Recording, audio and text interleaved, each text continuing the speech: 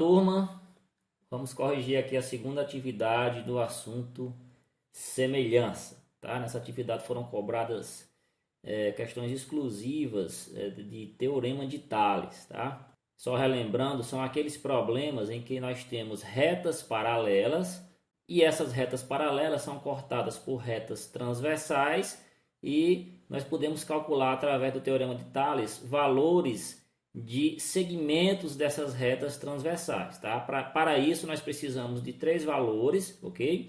E desses 3 valores nós conseguimos calcular um quarto valor.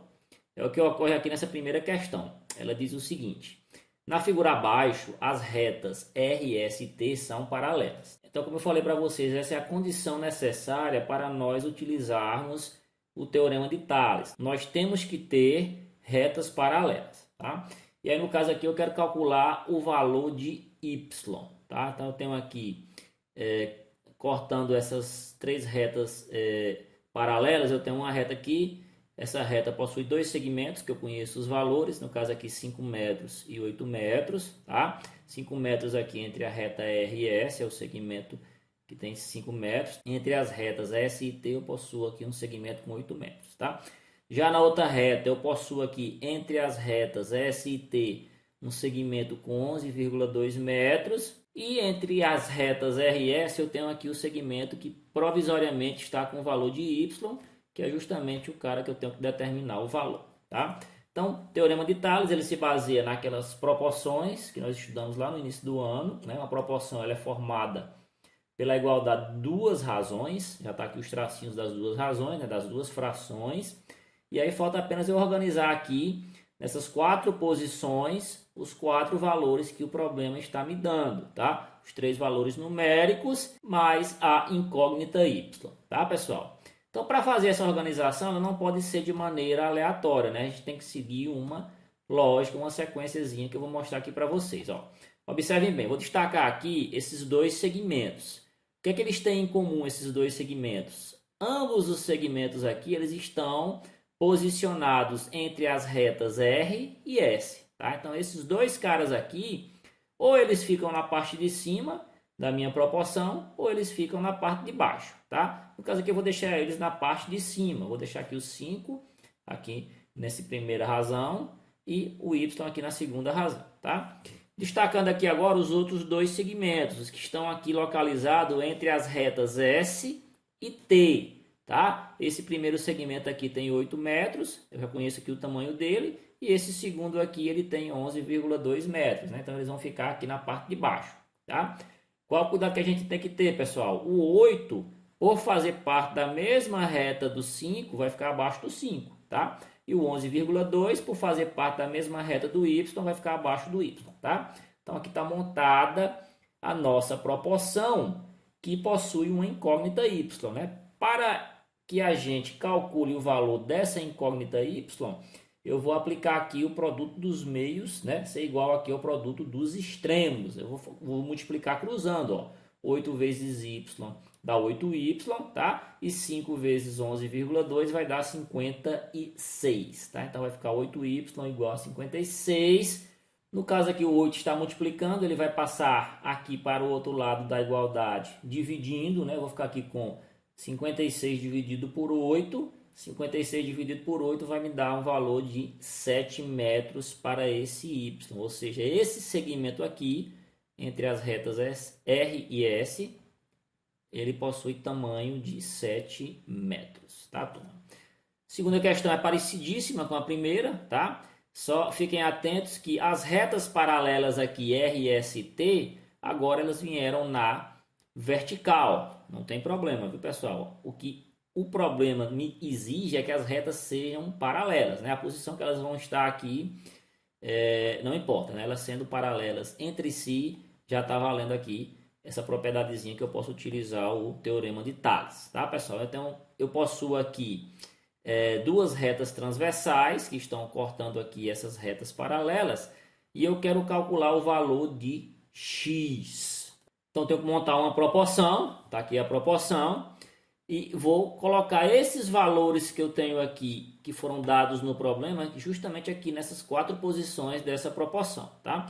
O cuidado que nós temos que ter é justamente como a gente vai fazer esse posicionamento aqui na proporção, tá? Vou destacar aqui dois segmentos. A regrinha é essa, vocês sempre peguem segmentos que estão entre as mesmas retas paralelas. Por exemplo, esses dois aqui que eu destaquei, eles estão entre as retas S e T, tá? Então vou colocar eles dois aqui em cima. Então tenho que saber quais são esses valores representados nesses segmentos, tá? Esse aqui está simples, eu já sei aqui, já foi dado de cara que é 10, tá? Então o 10 vai ser um dos dois valores aqui de cima. Já esse outro, ele não foi dado um valor específico para ele, tá? O que foi dado no problema é que esse segmento maior, formado aqui da reta R até a reta T, ele possui valor X. E esse segmento entre a reta R e S possui valor 9, tá? Então, como eu quero esse daqui que não foi dado um valor específico, eu tenho que considerar que o todo é X, tá? Só que eu tirando de X esse pedaço aqui que é 9, vai sobrar justamente o valor aqui que eu quero. Então, esse valor aqui vai ser o todo, que é X, tá? Menos a parte de baixo, que é 9 metros, ou seja, vai ser X menos 9. Então, é X menos 9 de um lado e 10 do outro, tá?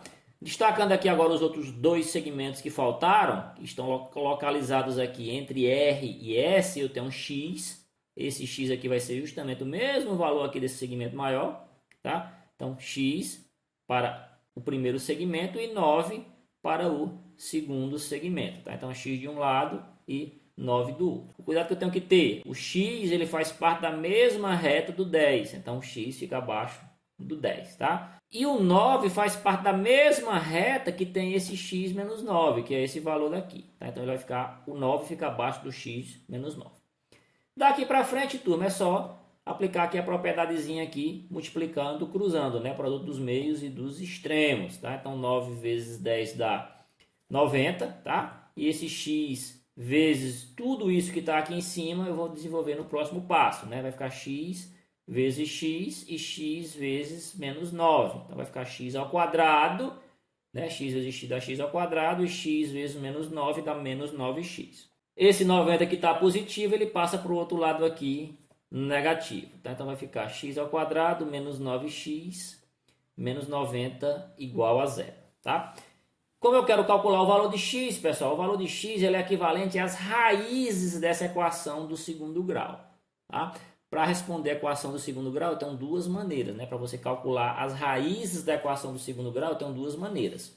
Ou eu faço através da fórmula de Bhaskara, que é aquela que possui o delta, tá? X mais ou menos raiz de delta sobre 2a. Ou eu posso fazer por soma e produto, que eu considero sempre mais fácil você fazer por soma e produto, mesmo com valores um pouco maiores como esses, tá? A formulazinha da soma é, quando o A é 1, vai ser só você trocar o valor do B, tá? Então a soma das raízes dessa equação do segundo grau é o B trocando o sinal, nesse caso aqui, tá? Então menos 9 fica 9. E o produto é justamente o valor de C sem trocar nada, ou seja, vai ficar o menos 90. Então soma é 9, tá? E produto é menos 90. Para calcular as raízes com base nessa informação, eu tenho que procurar valores que multiplicados tenha valor aqui menos 90, tá? E que somados tenha valor 9.